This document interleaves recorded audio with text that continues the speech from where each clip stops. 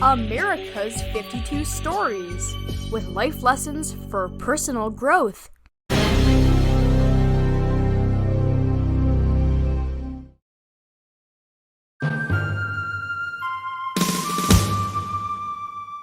James Longstreet. As a poker player, he chose to calculate his next move to increase the odds in his favor rather than depend on pure luck. A valued and tested commander loyal to General Lee, Longstreet disagreed with his superior on what he regarded as an impossible attack plan on the third day, or what became known as Pickett's Charge. Anticipating disaster, he urged Lee, almost to the point of insubordination, to consider an alternative attack proposal. Lee listened to his old warhorse, but his plan of action had already been decided in consultation with several generals and his aides. As an obedient officer, Longstreet gave the nod to Pickett for the attack to begin, but not before he made an unsuccessful attempt to subcontract the attack decision to his artillery commander instead, thereby passing off responsibility to a subordinate and expressing inner doubts that reflected an internal wrestling match. This was one poker hand he did not want to play. With disaster just minutes away, and with the greatest reluctance, he had to convert the impossible into the inescapable. Longstreet was fated to make the most agonizing decisions of any commander during the three-day battle. Lee's plan called for an attack sequel. At least another 10,000 men were ready and standing by to exploit any advantage or give needed support. But Longstreet's battlefield credentials told him Lee's plan spelled disaster. Just moments before the charge, Longstreet told his chief artillerist, Porter Alexander, "I do not want to make this attack. I don't see how it can succeed." To reveal his state of mind, he uttered to General Pickett, "I am being crucified at the thought of the sacrifice of life which this attack will make." The remark made Pickett observe later that Longstreet had given the go-ahead for the battle to begin, against his own convictions, given in anguish and with reluctance. Longstreet was engaged in a poignant internal struggle. He was torn between obeying his orders and exercising his own good judgment. He advanced halfway by ordering Lee's initial attack, but not his follow-up plan. Longstreet was looking down the double barrels of an order that held him hostage in the crucible of the moment. While his soldiers were being slaughtered, support troops watched in silent horror.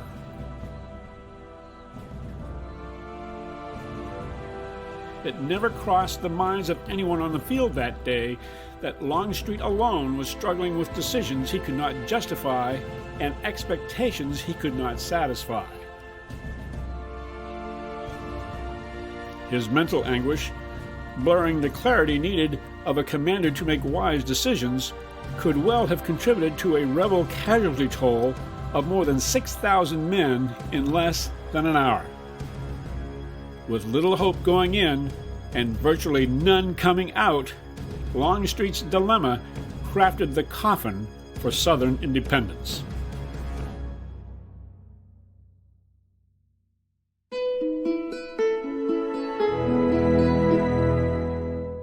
Some situations are no-wins. Tactfully suggest alternative actions that can prevent what appears to be a wrong decision by your superiors.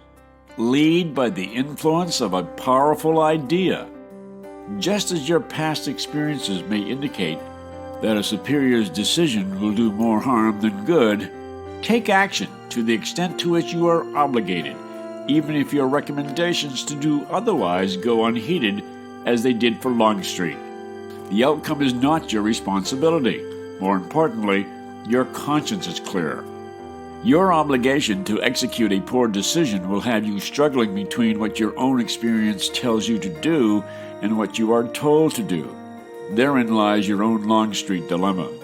If you cannot change the outcome and instead attempt to put it off, you have made a decision to do nothing, which can prove to be a poor decision. You remain helpless and anxious with no solution in sight that will better your situation, define your direction, or give you hope all the while awaiting the inevitable. Attempts to control your circumstances are preempted when indecisiveness takes control, no matter who you are. There will be a time when you find yourself, like Longstreet, in a no-win situation.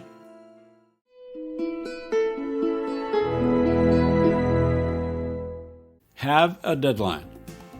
On the second day of the battle, Longstreet was ordered to make an attack on a 10 a.m. deadline. Due to a multitude of factors, the attack began hours later. Had he met the deadline, Longstreet may have been more successful. A deadline forces you to concentrate your energies within a specific time frame so you know when to finish a task. It is a target to aim at, an influence that forces careful planning, a commitment to action, and generates enthusiasm to achieve your objectives on time.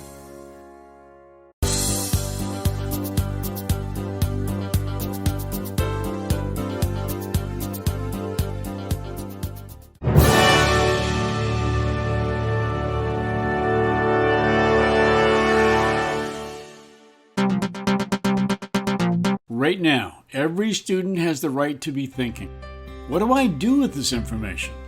Let's start by asking these questions, and you can provide your own answer.